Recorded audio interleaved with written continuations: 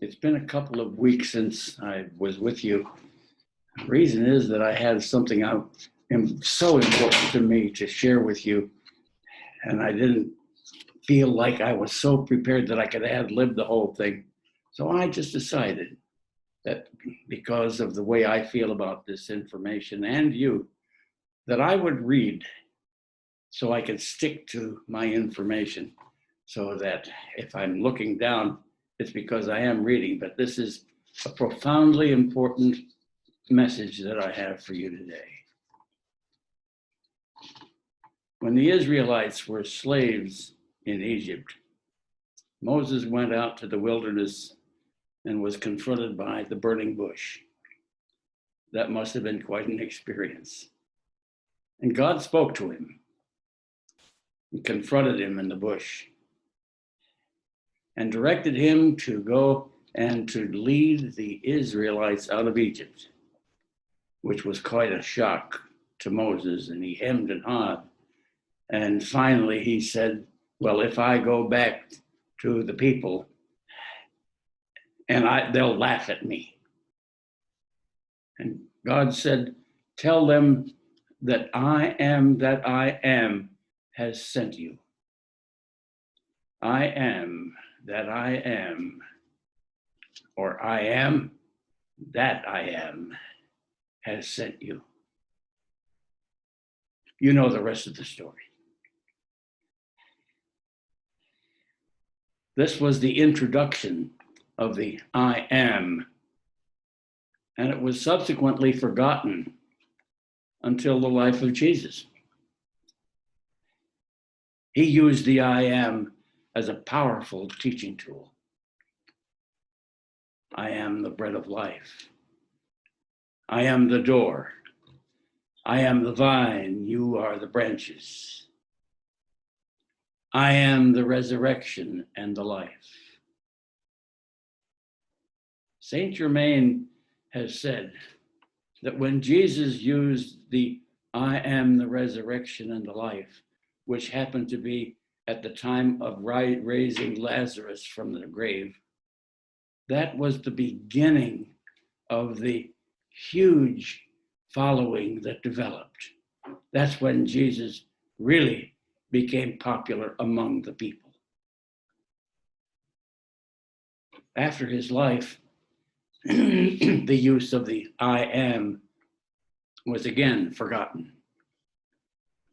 The importance of the I am and its use was shared with a small number of Christian mystics.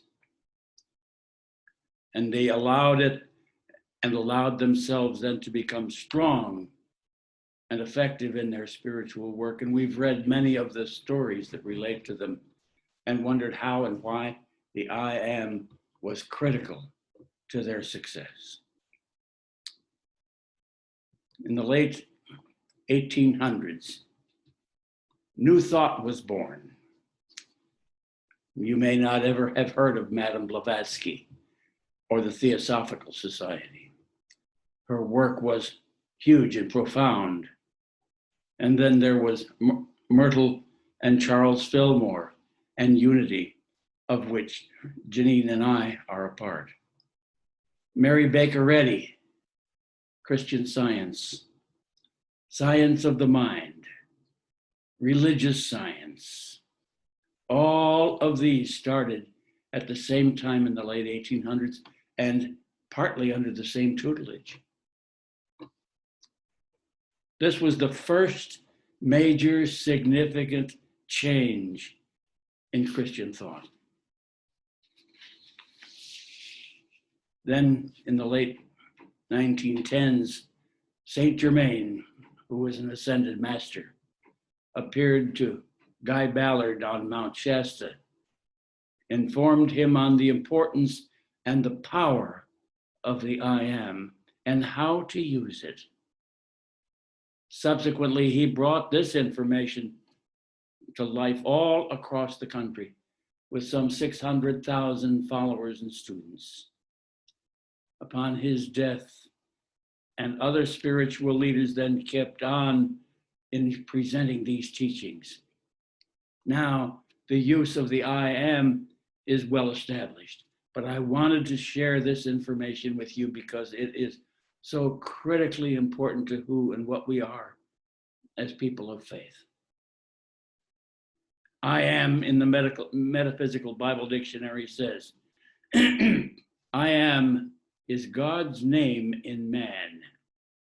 It is Jehovah, the indwelling Christ, the true spiritual man whom God made in his image and likeness.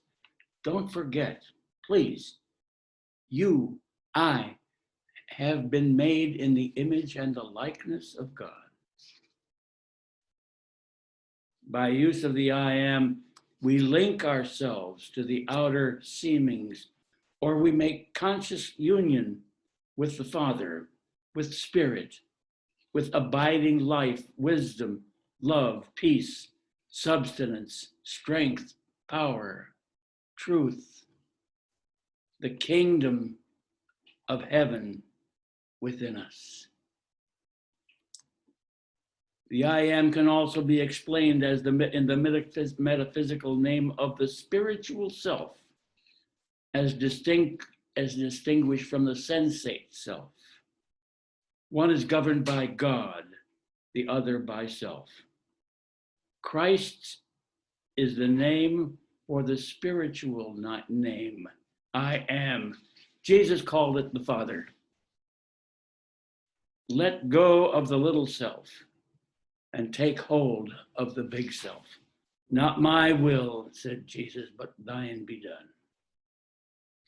So Jesus, in saying, I am, is using it in the context of the indwelling Christ, not referring him to himself as the outer man, the resurrection, and the life. Charles Fillmore, one of the founders of Unity, said, the resurrection is the lifting up of the whole man into Christ consciousness. The whole man is spirit, soul, and body. The resurrection lifts up all of the faculties of the mind until they conform to the absolute ideas of the divine mind. And this renewal of the mind makes a complete transformation of the body so that every function works in divine order and every cell becomes incorruptible and immortal. The resurrection is an organic change that takes place daily in all who are conforming their lives to the regenerating truth of Jesus Christ. What Saint Germain was calling attention to was the importance of the use of the I am. He reintroduced us to the importance of the I am and how we use it. When you make a statement using the I am, you are making a literal statement about yourself. We are learning how to primarily make a positive statement about ourselves, but we often slip back into making negative statements and not thinking that they're important, when in fact, these negative statements change our whole energy just as much as if and when we make positive statements. So when you make a negative I am statement, like I am this or that, they remain a part of you until you overtly change that statement to a positive. Become conscious of the kinds of statements that you make about yourself with the I am. In making these statements, we are putting God in action in our lives. I am the power of God in action. I am living a joy-filled life. I am a manifestation of God's love. What kind of statements do you want to put on your I am? For me, the most important one is I am a son of God. I am a child of God. I am a joint heir with Christ. I am not different from God because I am a part of God. Get in the habit of making these positive statements often, every day. And until we get together again, may God abundantly bless you.